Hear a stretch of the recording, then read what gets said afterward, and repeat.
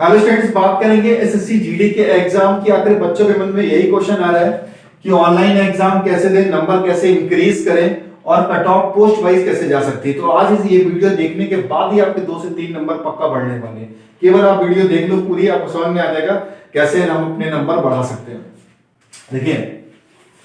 Online exam कैसे दें। बच्चों की ये बहुत ज्यादा कंप्लेन रहती है ज्यादातर बच्चों की, सर मेरे पास टाइम नहीं बचाता, हमें क्वेश्चन आते तो थे लेकिन टाइम नहीं बचाता। तो मैं उनको अपने एक्सपीरियंस के अकॉर्डिंग ये बताना चाहता हूं कि वो लोग क्या करते हैं, क्वेश्चंस को पिकअप जो है बहुत बेकार कर लेते हैं। उन क्वेश्चन पे ज्यादा उलझे रहते हैं जो उनको बेहतर तरीके से आते नहीं, और वो सेक्शन भी चूज कर लेते हैं पहला वो जो उनको बहुत ज्यादा कॉम्प्लिकेटेड हो या टाइम ज्यादा लेता हो। तो आप पहले आपको सबसे पहले कौन सा सेक्शन सिलेक्ट करना है। देखिए, सबसे पहले आपको हिंदी को चूज करना है। अगर आप ऑनलाइन एग्जाम दे रहे हो किसी ऐप के थ्रू, तो सबसे पहले जब वो ऐप आप खोलते हो तो हिंदी का जहां भी सेक्शन आपको देखने को मिलता है, चाहे आपको ऐसे स्क्रॉल करना पड़े, आप हिंदी को उठाइए और हिंदी के जो 20 क्वेश्चन होते हैं उनको बेहतर तरीके से लगाइए। उसके बाद इन हिंदी क्वेश्चंस के बाद आपको जीएस का सेक्शन उठाना है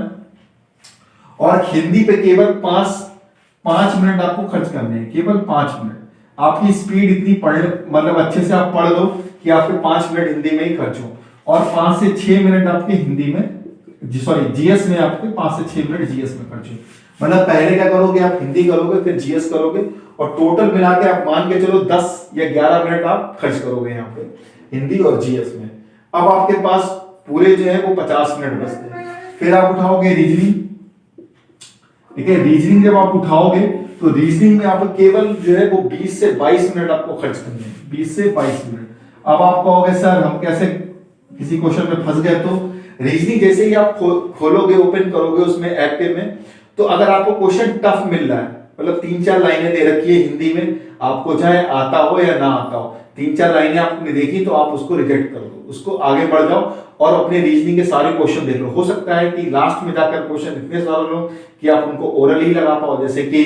चित्र वाले होते हैं, जल दर्पण होते हैं, और आपके प्रतिबिंब वाले होते हैं, और इमेज को सेट करना होता है, पासा वाला होता है। ये जो है वो काफी लास्ट में हो सकता है पढ़े हो, और स्पेलिंग को अल्फाबेट के अकॉर्डिंग लगाइए, कौन सा डिक्शनरी के अकॉर्डिंग पहले आएगा, कौन सा अक्षर के शब्द से बन सकता है। मान लीजिए ऐसे जो क्वेश्चंस हैं जो बहुत इजी होते हैं वो लास्ट में है, तो आप रीजनिंग के लिए 20 से 22 मिनट निकालिएगा और उन क्वेश्चंस को सॉल्व पहले कीजिएगा जो बहुत आसान लगे आपको, मतलब ओरल आपके जो हो जाए। पहले इनको क्वेश्चंस को, फिर वापस आइएगा, फिर उन क्वेश्चंस को देखिएगा जो थोड़े से टफ है। ये कैसे पता चलेगा ज्यादा टफ कौन सा है, तो देखिए जो ज्यादा थ्योरिकल होता है, जिसमें ज्यादा लाइनें दे रखी होती हैं, ज्यादा हिंदी दे रखी हो, तो वो थोड़ा सा टफ इसलिए हो जाता है, एक तो आपने इतना लंबा क्वेश्चन पढ़ा, हो सकता है वो मॉडरेट लेवल का, लेकिन टाइम पढ़ने में आपका चला गया, और मॉडरेट आपका क्वेश्चन है, आपने उसको अटेम्प्ट करा और नहीं लगा तो बहुत ज्यादा नुकसान होता है। तो और कैलेंडर का क्वेश्चन से बचने की कोशिश करिएगा कि पहले कैलेंडर का क्वेश्चन मत उठाइएगा, हल्के फुल्के क्वेश्चन, कोडिंग डिकोडिंग ये सब करके आप आराम से कर सकते हो। बहुत ज्यादा है तो आप 25 मिनट से ज्यादा मत दीजिएगा, 20-22 मिनट, जितना टाइम आप यहाँ बचा लो उतना टाइम यहाँ पे आप अपना खर्च कर लीजिएगा।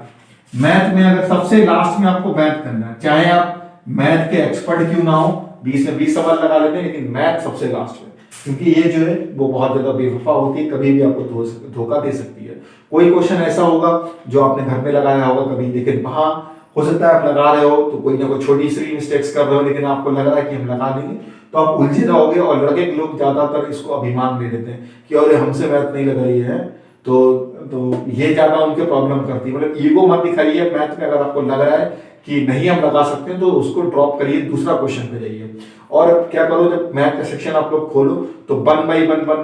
1 जाते रहिए। एक मतलब 20 क्वेश्चन होंगे, 20 क्वेश्चन पूरे जाना और देखना कि कौन सा इजी हमसे लग सकता है, तो पहले जो इजी हो वो आराम से उठा लेना। अगर आप आज ही ये पैटर्न फॉलो करोगे, अब मैं आपको गारंटी दे रहा हूं 2 से 3 नंबर आपके जरूर बढ़ेंगे, पक्की बात है, 2 से 3 नंबर। क्योंकि मैं मेरे जो स्टूडेंट्स हैं वो भी यही गलती कर रहे थे, तो मैंने कहा कि पहले अपने हिसाब से उनको कर लेने दो, 2-4 6 लगा दे दो, फिर मैं बताऊंगा। अगर मैं शुरू में उनको अगर ये बता देता तो वो इस चीज की कदर नहीं करते। पहले मैंने कहा कि अपना एक्सपीरियंस उन्हें देने दो। उनके आज 2 से 3 नंबर, वही उतनी नॉलेज है लेकिन नंबर 2 से 3, किसी में 5 नंबर भी उनके बढ़ जाते हैं। क्यों? क्योंकि वो सारे क्वेश्चन देख पाते हैं, पूरे 80 क्वेश्चन से मिलके आते हैं और फिर उसमें डिसाइड करते हैं 80 में से मुझे कितने करने हैं। तो ये जरूर पैटर्न फॉलो कीजिएगा, आपका आराम से सिलेक्शन में जो है वो 2 से 3 नंबर बढ़ने वाले, एक कॉन्फिडेंस बिल्ड होगा, आप सारे क्वेश्चंस देख पाओगे। अब बात कर लेते हैं कि कट ऑफ क्या रह सकती है। देखिए कट ऑफ जो है वो एक तो काफी वेरिएशन बहुत है इसमें, कि कुछ बॉर्डर के सीमा वाले उनका कट ऑफ अलग जाता है, स्टेट वाइज अलग कट ऑफ जाता है, तो काफी कुछ कट ऑफ आपको देखने को इसमें वेरिएशन बहुत ज्यादा है। एक सिंगल वीडियो में कट ऑफ बनाना थोड़ा सा मुश्किल है, आप कमेंट करेंगे तो मैं पूरा डिटेल से बता पाऊंगा। लेकिन अभी मैं आपको इतना जरूर बताऊंगा कि अगर आप इतने नंबर ला रहे हो तो आप सेफ जोन में हो, और अपना जो पीटी की तैयारी है फिजिकल की वो बेहतर तरीके से करते रहिए, और अपना जो आप रिटर्न एग्जाम दे रहे हैं उसकी भी तैयारी साथ, दोनों साथ तैयारी बेहतर तरीके से कर रहे हैं। अभी ज्यादा समय दीजिए अपने रिटर्न एग्जाम पे, और जब आपका कभी कभी सुबह दौड़ने का मन है तो चले जाइए, अपना दौड़ आइए, कोई दिक्कत वाली बात नहीं, आपकी पीटी की तैयारी भी होती रहेगी। अब बात कर लेते हैं, देखिए कुछ जो जिनकी हाई कट ऑफ देखने को रहेगी, तो हाई कट ऑफ जो है वो आपका एसएसएफ की देखने को मिलेगी आपको, और सीआईएसएफ की मिलेगी, और आपको एनसीबी, इनकी जो है वो आपको हाई कट ऑफ देखने को मिलेगी। इसको मैंने थोड़ा सा हाई कट ऑफ में रखा है, रीजन क्या है, यहाँ सीट्स बहुत कम है, सब लोग चाहते हैं कि सीआईएसएफ मिल जाए, एसएसएफ मिल जाए, एनसीबी मिल जाए, तो ये हर लड़का चाहता है, इनकी पहली पसंद है, लेकिन सीट्स कम होने की वजह से यहाँ कट ऑफ आपको ज्यादा देखने को मिलेगा। देखिए मैं आपको 80 क्वेश्चन का पेपर है, ठीक है, 20-20 क्वेश्चन 80 नंबर का पेपर है, तो अगर आपके 62 नंबर के आसपास 62 क्वेश्चन मतलब सही हो रहे हैं,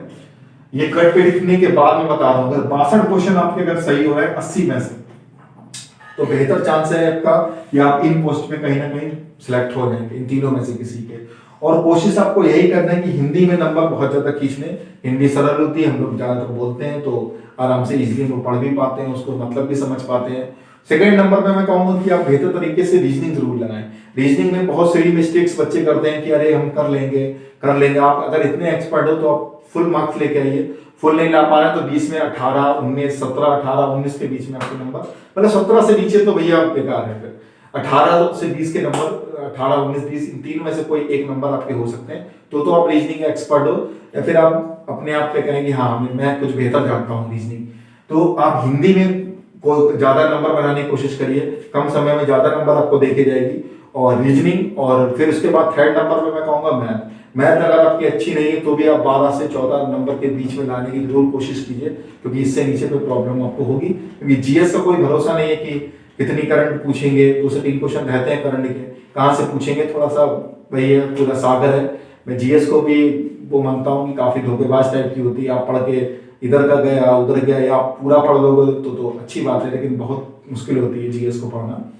तो 62 नंबर आप मान के चलो 80 में से, और मैं यहाँ पे आप ये 62 में से आप कोशिश करिए कि 50 नंबर आप 50-52 नंबर आप खींच के लाइए वहां से, मैथ से और रीजनिंग से और हिंदी से,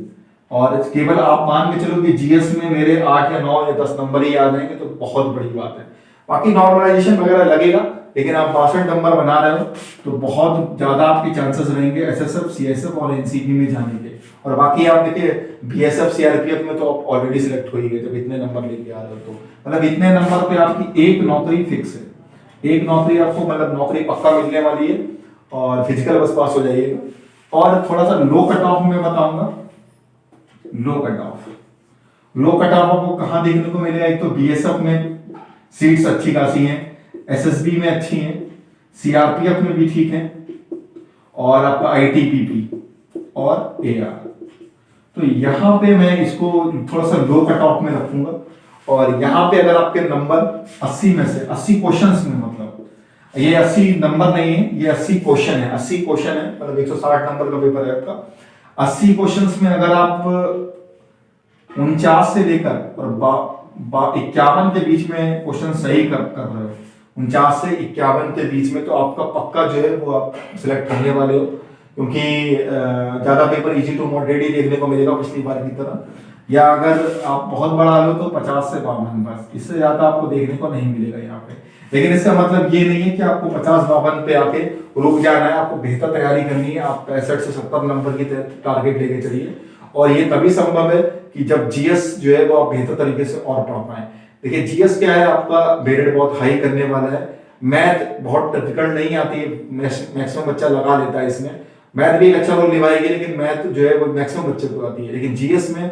बहुत ज्यादा खेल हो जाता है कि जिसकी बेहतर तैयार है उसका तो नंबर आ जाते हैं, वरना थोड़ा सा मुश्किल हो जाता है। अगर आप 20 में से जीएस 20 नंबर की है, 20 में अगर आप मान के चलिए अगर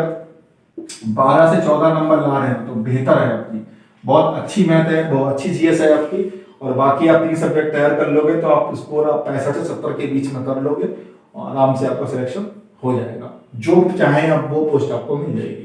तो ये रही अपडेट्स। आप लोग के भी कितने नंबर आ रहे हैं प्लीज कमेंट कीजिएगा, जिससे मुझे एक आइडिया लग पाए, या आपको कोई और प्रॉब्लम हो तो मेरा नंबर भी आपको दे रखा है, तो आप प्लीज उससे कॉल करके पूछ सकते हैं। तो मिलते हैं नेक्स्ट वीडियो में और इन्फॉर्मेशन के साथ।